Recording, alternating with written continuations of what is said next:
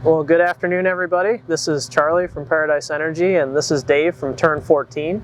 We are here on site at the Turn 14 solar carport project, and we just wanted to do an intro video, kind of tell the story of how the project came to be and what our concept was here.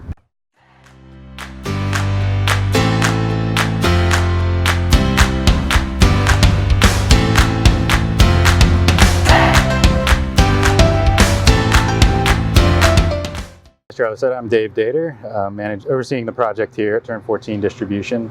Our goal was to offset all the energy usage of this building or more. Initially, our thought was to actually have a solar field where you see sometimes, but we really wanted to connect it to this building since we own it, and we wanted to offset all of our electricity usage if possible, and the only way we could do that, as Charlie said, was to build carports, which fits in perfectly with us.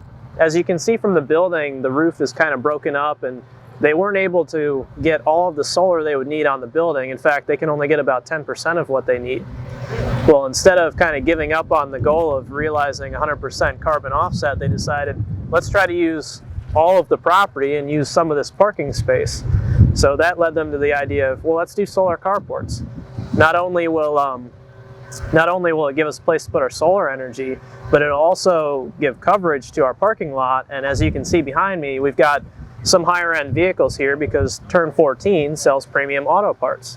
So the two ideas started working hand in hand. And then after that idea came, well, then the decision was made, well, the future of solar energy will be charging electric vehicles, so the solar car chargers can be put on the solar carports out in the parking lot, ready to go to service whatever vehicles are in the lot. So that was kind of the thinking that came to start all the project. And you know, we're going to do a couple videos in this series and show the project as it comes to life from the ground up, and we figured we might as well do a little bit of an intro video here on the first week of construction to kick the thing off.